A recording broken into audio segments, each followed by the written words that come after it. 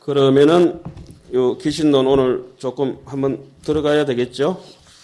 자, 그러면은 귀신론을 뭐 제 방식대로 하겠습니다. 일단은 차례를 펴시기 바랍니다. 차례를 펴시고 차례 뒤에는 뭐가 나옵니까? 서론이 나옵니다. 그죠? 자, 서론을 반드시 이렇게 접어주시기 바랍니다. 어긋나지 않게 반드시 반으로 접어주시기 바랍니다. 예, 서론 접었습니다. 이러면 이제 공부 끝났습니다. 서론. 자, 그 다음에 이제 본론으로 넘어가겠습니다. 본론 접어주시기 바랍니다. 예, 접으셨습니까? 예. 그리고 결론을 접어주시기 바랍니다. 결론은 제일 뒤에 있습니다. 저 뒤에 가가지고 결론은 뭐 반장도 안 됩니다. 넉 줄입니다. 자, 이러면은 여러분들께서 이미 귀신론의 서론, 본론, 결론의 분량에 대해서는 파악을 다 하셨습니다. 그렇지요? 예, 간단합니다. 귀신론이라고 하는 것이 앞에 머리와 뒤에 꼬리는 별게 없구나. 몸통이 상당히 많구나. 여기서 짐작컨대 이것은 이 중의는 표현 쓰면 안 되지만 거두절미한 논의로구나. 본론에 대해서 한번 들어가 보겠습니다. 그럼 본론은 자, 읽어보십시오. 주목해 주시기 바랍니다. 요거는 무조건 귀신론 하실 때 스님분들께서는 다 알고 계시는 거지만은 뭐 제가 신도분들 중에서도 상당하신 분들은 알고 계시겠지만 요건 다 외우고 계셔야 됩니다. 귀신론은 본론에 들어가면은 이것을 5가지로 나눕니다. 인연분, 입이분, 해석분, 수행신신분, 건수, 이익분, 이 5가지입니다. 요 5가지에 대해서 한번 접어보도록 하겠습니다. 인연분, 제 7페이지 접어주시기 바랍니다. 접으면 이제 수업 끝난 겁니다. 그 다음에 입이분, 접어주시기 바랍니다. 그 다음에 해석분이 있습니다.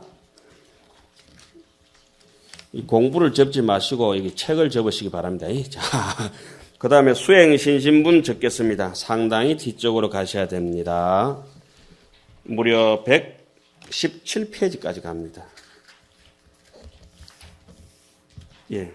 한 번씩 접으면 이제 공부가 끝나는 겁니다, 이게. 자, 그 다음에 건수 이익분이 몇 페이지죠? 143페이지 되겠습니다. 예, 종이가 바깥으로 안 나오도록 좀 접어주시기 바랍니다. 예. 자, 여러분들께서 그래 접고 나니까 어떻습니까? 인연분, 입이분, 요것은 별 것 아니다. 그리고 수행신신분, 요것도 별 것 아니다. 그럼 귀신론은 어디가 맥점이라고 볼 수가 있겠습니까? 자, 이 정도입니다. 이것이 해석분입니다. 귀신론은 해석분이 중심이 되겠습니다. 제가 이런 강의를 이렇게 농담하듯이 이렇게 우리 유치원이나 국민학교 하듯이 하는 이유는 이겁니다. 단지 의식적으로 지식적으로 형식적으로 해서 귀신론 공부는 하시지 말자. 이런 뜻입니다. 어차피 여기서 이제 짧은 시간이든지 1시간이든지 15강좌든지 1시간 하시든지 간에 이제는 그들 형식적으로 귀신은 시간 때우식으로 강원이든지 뭐 그 외에도든지 많이 배워왔습니다. 그죠? 저하고 공부할 때는 이랬습니다. 여기 한 80분 계시든지 60분 계시든지 50분 계시든지 상관없이 10분은 어차피 부처님이 오셔서 강설을 하셔도 안 되니까 포기하고 그 다음에 원효스님이 오셔도 안 되니까 또 10분은 포기하고 나머지 60분은 다 이해하셔야 된다 이겁니다. 그죠? 60분이 포기하고 소수 정례만 이해하는 그런 불교는 근위주의를 낳기 때문에 별로 좋은 모습이 아닙니다. 우리 인생 본의가 분명히 배웠으면 알아야 되고 논리로만 끝날 것이 아니라 실천이 가능해야 된다 이거죠. 그러니까 귀신론 배울 때는 2판, 4판 무조건 공부하셔야 됩니다. 2판이라는 건 이런 것입니다. 제가 지금 여기 앉아 있는데 말하는 모습, 말하게 하는 힘은 2판입니다. 그러나 입이 없고 이 몸이 없으면 4판이 없으면 말을 할 수가 없습니다. 나무가 바깥에 한 그루가 있으면 자라게 하는 기운은 2판입니다. 보이지는 않습니다. 그러나 사판은 나무가 자라는 모습이 눈으로 확인할 수 있는 것이 사판입니다. 그러니까 안쪽으로도 익어져야 되고 바깥으로도 표출이 돼서 실천 행동을 해야 그것이 이판 사판이 통달해서 공부가 된다고 할 수가 있겠습니다. 자, 우리가 지금 이렇게 앉아 있는데도 귀신론에서 주로 다루는 게 생각입니다. 생각을 이렇게 저절로 만들어내는 것이 신기합니다. 하나는 생각을 만들어내고 욕심을 만들어내고 희로애락을 만들어내고 생각을 만들어내고 멍청한 생각도 만들어내고 요거 생각이 도대체 만들어지는 구석이 어디냐? 이것이 왜 생각이 또 집착심을 가지고 악착같이 못되게 살아가느냐? 또 잘되게 살아가느냐? 이런 데 대해서 철저히 분석해놓은 책이 귀신론입니다. 공부해볼 만합니다. 그리고 지금 여러분들이 이 얼굴을 가지고 우리는 얼의꼴이라고 얘기를 합니다. 얼꼴. 얼굴이 가죽이 이렇게 보입니다. 가죽 얼굴이 뭐라 하죠? 그까지 하죠. 이 얼굴이 표피입니다. 바깥에 이렇게 드러나는 것인데 이 얼굴이 이렇게 보면 잘생긴 사람도 있고 못생긴 사람이 있으니까 얼의꼴입니다. 여하튼 얼의꼴이고 정신의 모양이기 때문에 얼굴이라고 이렇게 얘기하는 얼꼴이라고 얘기를 하죠. 얼굴에 보면은 생각이 안에서 부끄러운 생각이 들면 얼굴이 벌개집니다. 얼굴은 생각이 아닌데 벌개집니다. 아주 무서운 생각이 들면 얼굴이 노래집니다. 질리면 얼굴이 하얘집니다. 얼굴은 생각이 아닌데 파래지고 노래지고 하얘지고 붉어지고 야단입니다. 자, 생각이 한번 동하면 안에서 막 속이 뒤틀리고 심장이 벌벌 뛰고 간이 쫄아들고 야단입니다. 안팎이 생각하고 동시에 같이 움직이는데 그것이 도대체 어떻게 해서 그렇게 되느냐 이런 이치에 대해서 낱낱이 파헤쳐놓는 게 귀신론이라고 정의를 하고 그리고 건강경이나 하암경 물론 다 법화경 경전도 훌륭하고 다른 논서도 훌륭하지만은 이것은 실제적으로 현재 바로 소화시켜서 대입해서 수행으로 나아갈 수 있는 단계를 설명해 놓은 것이 귀신론입니다. 그래서 귀신론은 짧게 얘기하면은 1심에서 2문이다 이렇게 얘기하고 넓게 생각하면은 이게 1심 2문에 8만 4천 수행 방법이 다 기결된다. 그래서 귀신론 전체는 이렇게 얘기합니다. 한번 요거는 따라해 보시기 바랍니다. 1심. 부끄러워서 안 따라 하시면은 아만이 생깁니다. 안에. 진짜입니다. 2문. 예, 대답하시는 순간에 모든 것으로부터 자유로워집니다. 3대. 사신, 오행, 육정토. 예, 귀신론에서 남아미탑을 연불해라 소리는 딱 한 번밖에 안 나옵니다. 한 줄 딱 나옵니다. 저 뒤에 가가지고. 그러면 1심에서 2문으로 갈라진다. 1심에서 2문은 진여문과 생멸문이다. 3대로 갈라지는데 3대는 최대, 상대, 용대다. 이제는 법수도 알으셔야 되지만 여기에 대해서 구체적으로 알으셔야 된다는 이런 말씀입니다. 사신은 뭐죠? 우리는 믿음을 일으키는 것을 사신이라면 네 가지. 첫째는 뭐냐?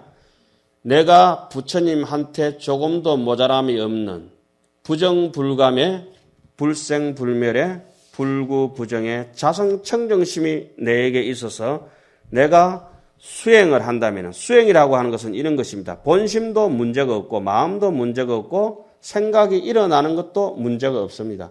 일어난 생각에 대해서 집착을 가지게 돼서 사람이 오염돼서 탁하게 되는데 집착하는 생각만 놓으면 응무소주 이생기심만 한다고 하면은 일어나는 생각 자체가 자유롭게 살아갈 수 있다. 이런 얘기입니다. 이 자성청정에 대해서 부처님을 안 믿어도 됩니다.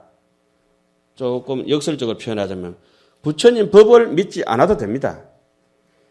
스님들을 믿지 않아도 됩니다. 이 삼보를 믿는 것은 두 번째 일입니다. 제일 첫 번째가 뭡니까? 대성의 자성청정심을 믿어야 된다. 이것이 귀신론의 사신 중의 근본입니다. 그러면은 자성청정심에 대해서 깨친 사람을 부처라고 합니다. 그러니까 자성청정을 믿는 사람은 자연히 부처님을 믿을 뿐만 아니라 깨친 사람들은 모든 사람들은 부처님과 같이 법류심자는 신류 불성이라 모두 다 불성을 가지고 있다는 것을 믿습니다. 깨달음이라고 하는 것은 부처님 깨달은 것은 이거 아닙니까? 내가 깨달았다. 그런데 저 중생도 나와 같은 불성을 가지고 있는 것을 인정하는 것을 제대로 된 깨달음이라 하는데 조금 실족이 모자라는 깨달음은 나는 도인이고 니는 범부 중생이라고 하는 항상 차별심을 가지고 있지 않습니까? 그 다음에 부처님은 자성청정을 깨치신 분이고 그분을 안 믿을 수가 없습니다. 그 다음에 부처님이 남겨놓으신 교법, 법을 믿지 않을 수가 없고 여실히 수행하는 스님들을 믿지 않을 수가 없습니다. 이래서 기신론은 1심, 2문, 3대, 4신이라고 얘기합니다. 그럼 여기까지는 확실히 입력됐습니다. 그러면 이렇게 신심이 일어났을 때 신심이 완성된 것을 발심이라고 합니다. 금강경에 나오는 생청정심, 아주 청정한 마음을 일념이 청정한 사람이 청정심을 일으켰을 때 이 사람을 발안욕따라 삼맥 삼보리심이라 합니다. 그래서 우리 불교의 수행법은 신, 해, 행, 정 이렇게 말씀하죠. 믿음이 완성되면은 물어있게 되면은 반드시 발심을 해서 나도 안욕따라 삼맥 삼보리를 향해서 나아가야 되겠다고 하는 발심을 하게 됩니다. 그것을 이제 발안욕따라 삼맥 삼보리심이고 줄이면 뭡니까? 발보리심이고 더 줄이면 발심이고 그렇습니다. 그래서 신심이 이제 하음에서 얘기하자면 십신이 이제 완성이 되고 나면은 십주가 완성이 됩니다. 십주의 첫째의 수행 단계가 뭡니까? 발심주입니다. 그죠? 믿음이 완성되면 그 다음에 발심의 10단계 발심주라고 이렇게 얘기하죠. 그 다음에 신, 해, 행 이렇게 가잖아요. 발심하면은 발심이 십주가 바로 십해입니다. 이해할 수 있는 사람들이 발심을 할 수 있다. 그러면 요것은 이제 수행 단계로서 사신은 그렇게 자르고 요것을 발심해서 수행 신심, 그 신심 있는 것을 수행하는 방법은 행은 어떻게 해야 되느냐 5가지가 있습니다. 뭐겠습니까? 보시, 지계, 인욕, 정진, 지간바라밀입니다. 기신론에서는 6바라밀을 얘기하지 않습니다. 5바라밀입니다. 마지막 바라밀은 무슨 바라밀? 지관바라밀. 지라고 하는 것은 선정이요. 관이라고 하는 것은 비파사나입니다. 비파사나라고 하는 것은 이 지혜가 있어야, 반야 지혜가 있어야 인연 생멸법에 대해 가지고 낱낱이 꿰뚫어 나가는 겁니다. 본문에 물론 나오겠지만은 여러분들께서 익숙하게 비파사나 하는 것을 금강경 구절로 보면 이렇게 되어 있습니다. 일체 유의법은 여몽한포영이요 여로영여전 응작 여시간하라. 하엄경 얘기를 들으면은 약인용료지 삼세일체불 응간 법계성하라. 일체가 유심존이라. 이러한 대목들이 사념처관이라고 하는 것이 이런 것이 전형적인 비파사나관이라고 하고 그 앞에 것을 지관할 때 사마타관이라고 합니다. 요 2개는 항상 붙어서 다니기 때문에 원효스님도 그런 대목을 적정지혜, 적해지정, 선정에 적해가 있는 적이라고 하는 것은 여기에 꿀을 타놓으면은 여기 꿀하고 물하고 서로 적해가 있다랍니다. 상적상이 많이 들어보셨죠? 여기에 좀 따뜻한 기운이 있습니다. 차가. 그러면 물은 차가운 것인데 왜 따뜻한 기운이 있습니까? 불에 적해가, 불기운이 같이 적해가 있는 것입니다. 그 적해 지정, 지혜에 적해가 있는 선정, 선정에 적해가 있는 지혜. 적이란 말도 우리 색적시공, 공적시색 많이 해보셨잖아요. 그죠? 그것이 이제 그런 말입니다. 서로 깨잡아가 있는 거. 그러니까 파도가 앞으로 갔다 뒤로 갔다 계속 이렇게 분리되지 않으면서 앞면이 됐다 뒷면이 됐다 이런 것을 불교에서는 적이라고 하고 들어가게 되면은 혼연일체가 되는 걸 또 적이라고 이렇게 말을 많이 하죠. 그런 거는 이제 또 낱낱이 저 뒤에 가서 설명을 드리겠습니다만 좀 지루하십니까? 조금 지루하신 것 같은데. 제가 경상도 사람이라서 저는 태어나서 출가하고 이때까지 경상도 땅을 잘 벗어나 보지를 못했습니다. 경상도에서 태어나서 출가한다고 가니까 경상남도 해인사에서 중이 돼가지고 도망간다고 가는 게 양산 통도사. 그 8년 반 살았습니다. 또 양산 통도사에서 도망온다고 온 게 부산 범어사. 부산 범어사에서 실컷 도망간다고 멀리 간다고 가는 게 경북까지 갔습니다. 경북 은혜사 3년 살았습니다. 다시 잡혀서 부산 넘어서 가서 십수년째 살고 있습니다. 저는 그래서 경상도 땅을 벗어나보지 못했기 때문에 경상남도 북도 말이 짬뽕 돼가지고 말도 빠릅니다. 그래서 제가 미국에서 영어를 막 쓰니까 짧은 영어 제가 한 15단어밖에 모릅니다. 하니까 옆에 한의사분이 하시는 말씀입니다. 스님 완전히 경글리시네요. 경글리시는 경상도 잉글리시라 이런 말씀입니다. 뭐 경상도 사람이 뭐 그렇지 뭐 어떻게 하겠어요. 자, 기신론에서는 돌아가서 말씀드리겠습니다. 수행할 때 단계는 몇 단계요? 5바라밀이라고 말씀드렸습니다. 그죠? 그런데 5바라밀이 분명히 6바라밀을 구족하고 있다는 것도 말씀을 드렸습니다. 더 나아가면은 하음에서 얘기하는 방편, 월력지 이 4바라밀, 보시, 지계, 인욕, 정진, 그다음에 뭐죠? 선정, 반야, 방편, 월력지 이 10가지가 다 기습된다고도 말씀드릴 수가 있습니다. 그래서 수행이라고 하는 것은 오직 바라밀 뿐이구나. 이제까지는 이론적으로 6바라밀 알고 10바라밀 알고 84,000바라밀 알았지만은 반드시 바라밀 행을 실천해야 되겠다는 의지가 있어야 됩니다. 그러면 이 불교 이론을 모르든지 계를 받기 전에는 그 사람들한테는 선정이라든지 참선이라든지 인욕이라든지 이런 거 가르치면 안 됩니다. 뭐 신심이 조금 있다 하더라도 그 사람들한테 일단 보시만 가르쳐야 됩니다. 보시하지 못하는 간탐심이 있는 사람들은 참선 절대 못합니다. 대전공양 잘 안 하는 사람은 참선한다고 앉아있는 것이 참선이 안 됩니다. 바라밀이라고 하는 것은 행적인 관계에서도 동시에 일어나는 것도 있지만은 벽돌을 쌓아 올리듯이 보시를 잘하는 사람, 마음에 간탐심이 없고 별로 욕심이 없고 탐진치가 없는 사람, 남을 위해서 뭐 아낌없이 베풀어주고 돈 주는 것도 안 되면 뭐 웃음이라도 띄워주고 말이라도 한마디 잘하고 여러 가지 이제 잘 챙겨주고 이런 사람이 바로 도덕적으로 완성돼서 계율도 자연적으로 잘 지킵니다. 보시 잘하는 사람은 도둑질 안 합니다. 사기도 안 칩니다. 계율이 저절로 지켜집니다. 보시를 잘하고 계율을 잘 지키는 사람은 인욕심도 도덕적인 사람들 앵간하면 잘 참습니다. 그런데 욕심 많은 사람은 인욕 그거 참을 수가 없습니다. 성질 잘 내는 놈이 인욕해라 이러면 그거 되기 좀 힘듭니다. 그래서 보시하고 지게하고 인욕하고 인욕 잘 되는 사람들 잘 참는 사람들은 대충 이렇게 절에 와서도 이렇게 신도님들 스님들이 보면은 부지런합니다. 노는 입에 연벌하고 늘 지대방에서 놀고 남 얘기 잘하고 이런 사람들은 인욕도 안 될 뿐만 아니라 그놈은 제가 강원 한 4년 졸업할 때 같이 있어 보면 도나스 하나도 안 삽니다. 도반들한테. 와, 수학합니다. 그래가지고 좀 뭐 20년, 30년 돼도 안 삽니다. 정말 그렇습니다. 참 흉측한 일이죠. 그래서 근본 자체가 보시가 안 된 사람이 무슨 사성제 얘기해봤자 거짓말입니다. 12연기도 거짓말이고 귀신론은 더더구나 되지도 안 하고. 하여튼 우리가 늘 알고 있는 이치고 진리고 그 이론이고 이렇지만은 여기에 대해서 같이 이제 한 뭐 15주 동안 이렇게 공부하실 때는 실체적으로 실제를 그 현상적으로 잡아서 내가 실천해야 되겠다는 의지가 서로가 있어야 되겠다. 이런 말씀을 뭐 드리는 겁니다. 그 다음에 그 부지런한 사람들은 아무리 안 시켜도 이 사람은 밤이나 낮이나 항시 그 마음으로 평정심을 유지합니다.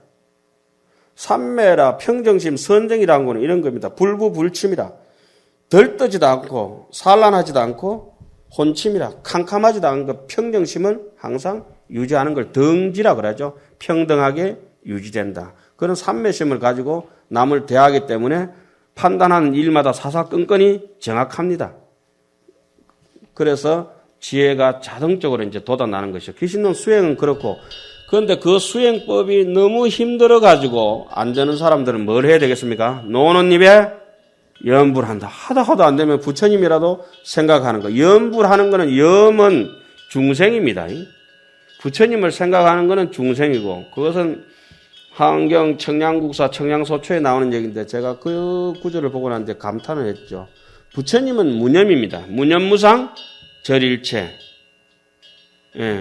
부처님은 절악무의 한도인, 영가정도가 얘기를 빌리든지 법성교 얘기를 빌리든지, 하여튼 부처님을 또 누구죠? 금강경 해설하는 육조 스님의 얘기를 빌려도 무념으로 위종하고 종으로 삼고 근본으로 삼고 무주로 위치하고 무주로 본체로 삼고 묘유로 위용이라 작용을 내 행동 거지를 삼는다. 물러나고 나갈 때는 어디에도 연꽃처럼 물들지 않는다. 이런 마음을 육조스님도 이미 무념을 해놨죠. 기신론도 무념을 바로 구경각이라 해놨습니다.